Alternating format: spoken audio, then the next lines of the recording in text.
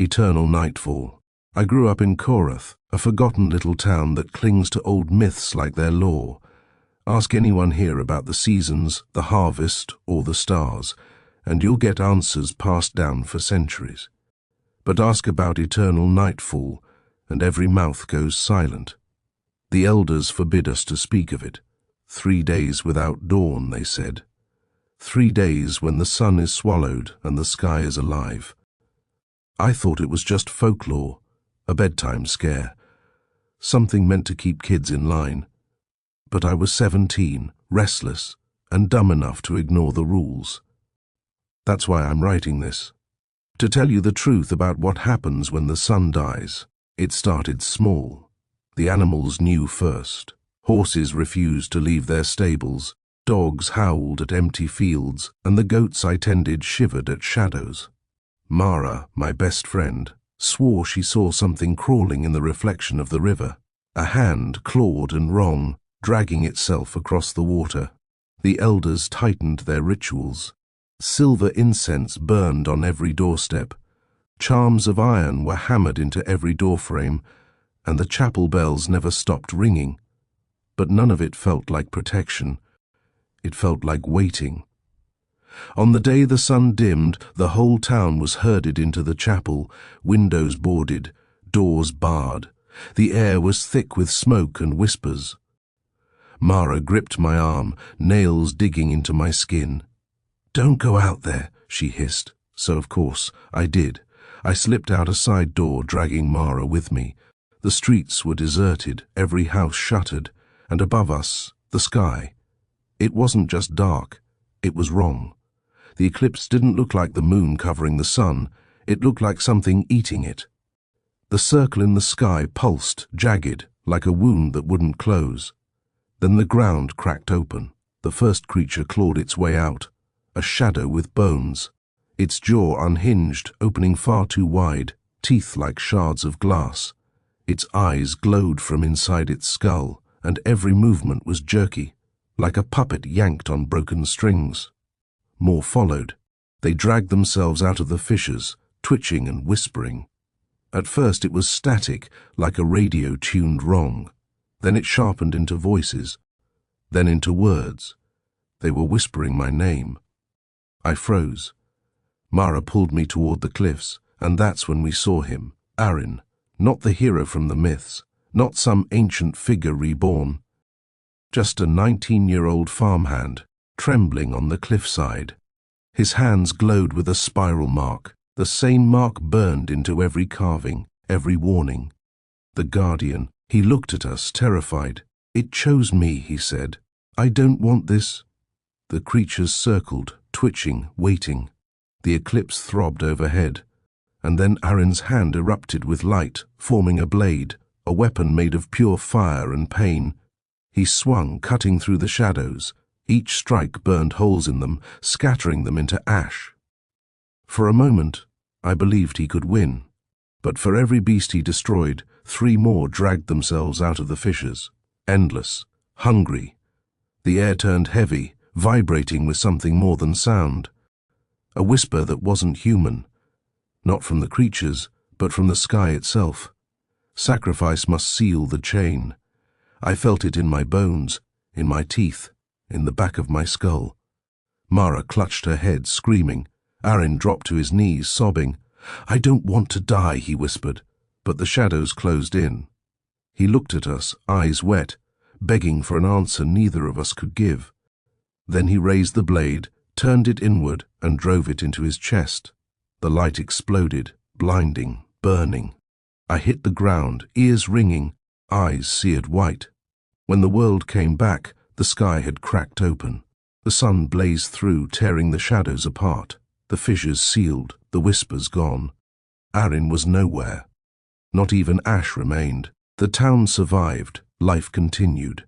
But every year when the sun dims even for a second too long, the people of Korath climb the cliffs and stare at the sky, waiting. Because the myth wasn't just a story, it was a cycle, and it isn't broken, it's only waiting for the next name. 10 years later.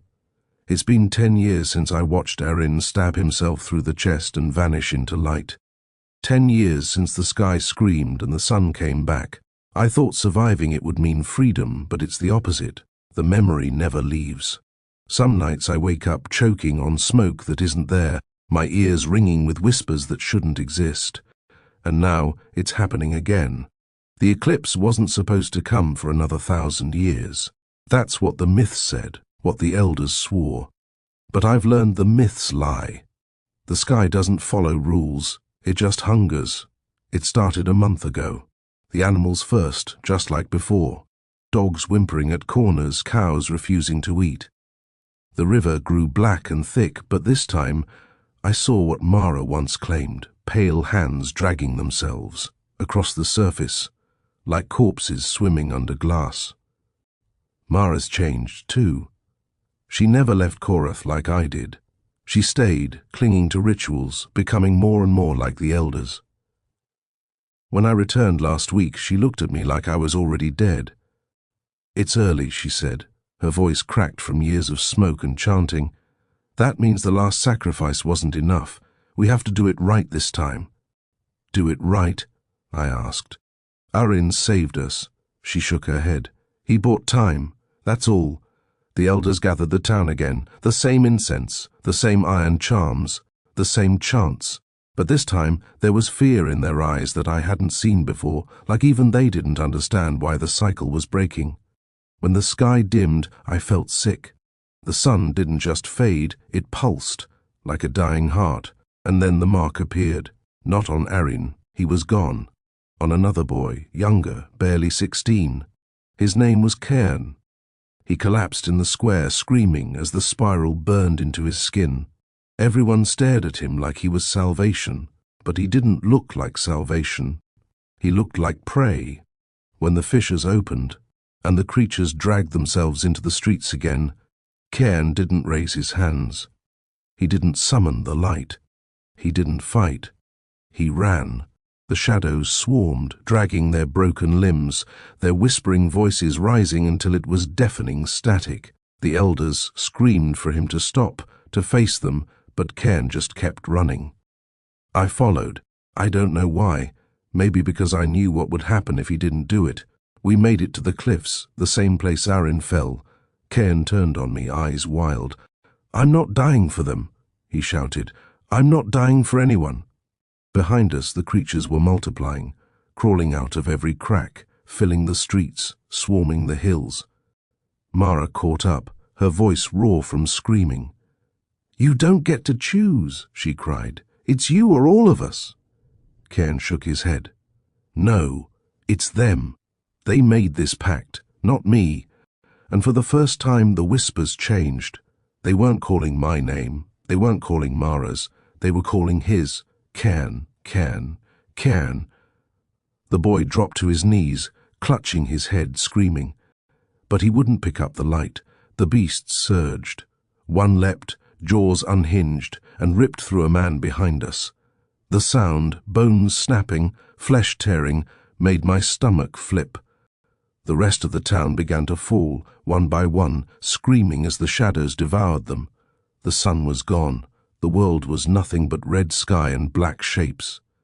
Mara tried to drag the boy's hand up, tried to force him to fight, but he shoved her away. His voice cracked as he screamed at the sky, "If you want me, then take me." And the sky answered. The spiral mark burned brighter, then darker, like it was rotting. Cairn's body twisted, his bones snapping in ways that weren't human. He wasn't becoming light, he was becoming one of them. The guardian had refused. The sacrifice was broken. Mara sobbed, clutching my arm as the creatures spread into the town like wildfire. I can still hear the children screaming, the bells clanging, the whispers filling every corner. The elders were wrong. The pact was never about salvation. It was about feeding the sky. And this time, it was still hungry. I don't know how many survived that night. Maybe a handful, maybe just me. Korath isn't a town anymore. It's a ruin. The chapel is a shell of ash, the river choked with black silt. The houses stand hollow, doors clawed open, windows shattered. The air feels thin, like the sky is closer. pressing down. Mara and I ran until our throats bled. When we stopped, the streets were silent. No children, no bells, just her, rocking back and forth, whispering prayers to a God that doesn't listen. Cairn was gone. Not dead, transformed. I saw his face last, twisted and stretched into a grin that didn't belong to him. His eyes glowed red as the spiral burned into his chest, and he disappeared into the horde. The guardian who refused didn't save us. He doomed us. But the beasts didn't stay. At dawn, if you can call it dawn, they sank back into the cracks. The sky lightened, but not all the way. The sun looked bruised, dim, as if something had taken a bite out of it. The world isn't the same anymore. Mara said it would come back, sooner, faster, hungrier, and that the elders had lied all along. I didn't believe her until we found the texts. Beneath the chapel, under the altar, there was a tunnel. We broke the lock and went down, our lantern shaking shadows along the stone. At the bottom was a library, dust-choked shelves filled with scrolls and rotting books the elders never let us see. That's where we learned the truth. The pact wasn't made to protect Korath. It was made to protect the world from Korath. Centuries ago, the first settlers here found the eclipse. They thought it was a god. They worshipped it. And when it demanded blood, they gave it. The spiral mark didn't choose guardians at random. It was branded onto their bloodline. Sacrifice wasn't salvation. It was payment. Without it, the creatures crawl free. The scrolls had names. Generations of guardians, each one ending with the same word, sacrificed. I followed the list down, heart hammering. Arin's name was there. Cairn's too. And then mine, Elias. The spiral burned onto my hand before I even noticed. It didn't hurt, it just appeared, like it had been waiting under my skin this whole time. Mara saw it and screamed. She grabbed a knife from the altar, pressed it into my hand. "Do it," she begged, "before it comes again. End it before the sun dies." But I couldn't. I'm not like Arin. I don't want to die for people who lied to me, who hid the truth, who let children burn so their little town could last another cycle. The whispers have already started. I hear them when I try to sleep. At first just static, then syllables, then words. My name over and over. Elias, Elias, Elias. The eclipse is early again. I can feel it coming. The air's heavier, the animals are restless, the river's black. I should run, I should hide, but there's nowhere left. Korath is already dead. Maybe the whole world will follow. The sun is dimming now. I can see the spiral glowing in my hand. I don't know if I'll raise the blade or if I'll let the sky take me like it took Cairn.